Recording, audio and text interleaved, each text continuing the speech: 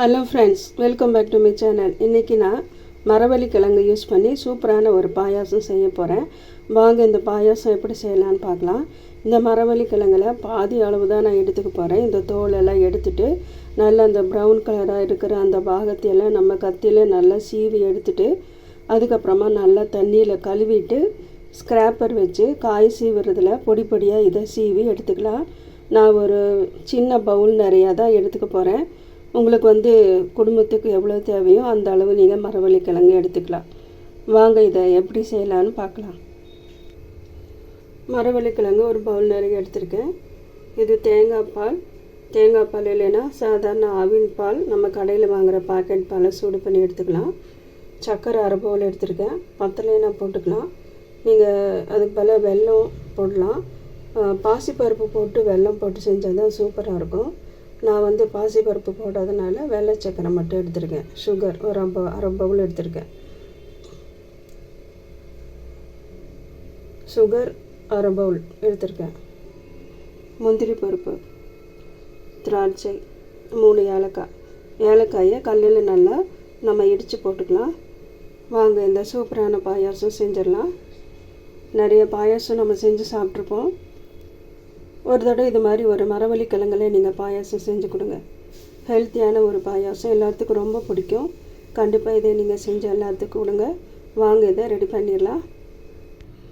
இப்போ ஒரு ஸ்டவ் பற்ற வச்சு பேன் வச்சுக்கலாம். நெய் ஊற்றி முந்திரி திராட்சை நம்ம வறுத்து எடுத்துக்கலாம்.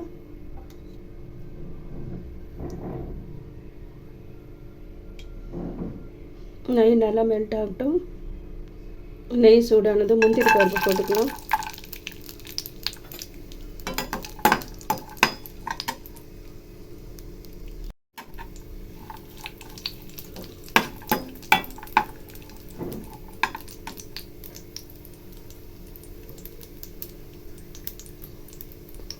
அடுத்ததாக திராட்சையும் போட்டுக்கலாம்.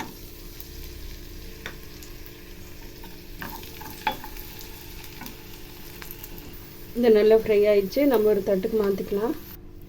இப்போ மீதி இருக்கிற நெய்யிலேயே இந்த மரவள்ளி கிழங்கு போட்டு நம்ம நல்லா அதை வதக்கிடலாம்.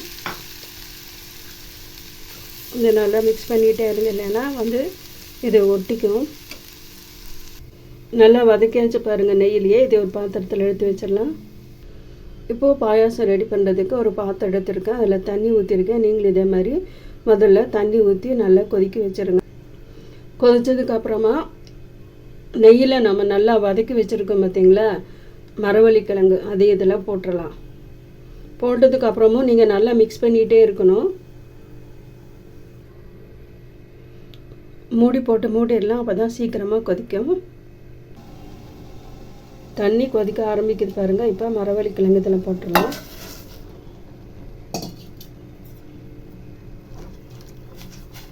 தண்ணி நல்லா தாராளமாக ஊற்றுங்க. ஏன்னா இது அடிப்பிடிச்சிட்டே இருக்கும். அதனால நீங்கள் அடிப்பிடிக்காமல் இருக்கிறதுக்காக இது மாதிரி நீங்கள் மிக்ஸ் பண்ணிக்கிட்டே இருங்க. இப்போ ஒரு பிஞ்சு சால்ட் போட்டுக்கலாம். அப்போ தான் பாயசத்தோட டேஸ்ட்டு நல்லாயிருக்கும். ஃப்ளேம் சிம்மில் வச்சுக்கோங்க. வச்சுட்டு இதை மிக்ஸ் பண்ணிகிட்டே இருங்க. இந்த பாயசம் டிஃப்ரெண்ட்டான டேஸ்ட்டில் ரொம்ப சூப்பராக இருக்கும்.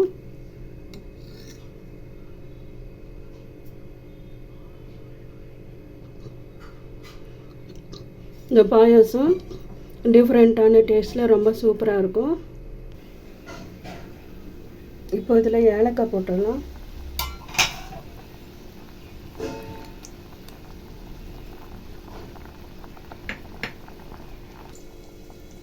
கிழங்கு நல்லா சூப்பராக வந்துருச்சு பாருங்கள். இப்போது தேவையான அளவு சர்க்கரை போட்டுக்கலாம்.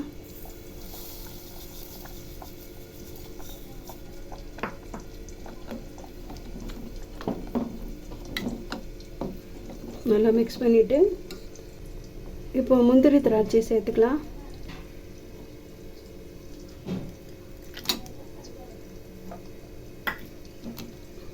போட்டு நல்லா மிக்ஸ் பண்ணிடலாம். இந்த பாயாசம் ஒரு 3/4 பாகம் ரெடி ஆயிடுச்சு. பாயாசம் ரெடி ஆயிடுச்சு பாருங்கள். ஆஃப் பண்ணிவிட்டு நம்ம தேங்காய் பாலை ஊற்றிடலாம். அவ்வளோதான், சூப்பரான மரவள்ளி கிழங்கு பாயாசம் ரெடி. மரவள்ளி கிழங்கு குச்சி கிழங்குன்னு சொல்லுவாங்க. ஆளி வேலைக்கிழங்குன்னு சொல்லுவாங்க. ரொம்ப சூப்பர் டேஸ்ட்டாக இருக்கும். நம்ம உடம்புக்கு ரொம்ப ஹெல்த்தியானது.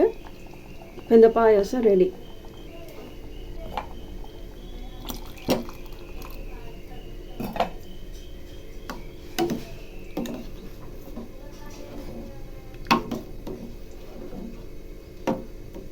அவ்வளோதாங்க, பாயாசம் ரெடி ஆயிடுச்சு.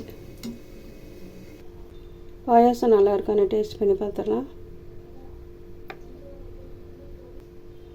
சூப்பர் டேஸ்ட்டாக இருக்குது ஃப்ரெண்ட்ஸ், ரொம்ப சூப்பராக இருக்குது. நீங்கள் மிஸ் பண்ணாமல் இந்த பாயாசம் நீங்கள் செய்யுங்க. இந்த ரெசிபி உங்களுக்கு பிடிச்சிருக்குன்னு நினைக்கிறேன். பிடிச்சிருந்தால் லைக் பண்ணி, ஷேர் பண்ணி, சப்போர்ட் பண்ணி, சப்ஸ்கிரைப் பண்ணுங்கள். புதுசாக பார்க்குற ஃப்ரெண்ட்ஸ் சப்ஸ்கிரைப் பண்ணல, லைக் பண்ணல, ஃபாலோ பண்ணலைன்னா ஃபாலோ பண்ணுங்கள். மீண்டும் இதே மாதிரி ஒரு சூப்பர் ரெசிபியோட அடுத்த வீடியோவில் உங்களை நான் சந்திக்கிறேன். தேங்க்யூ ஃபார் வாட்சிங்.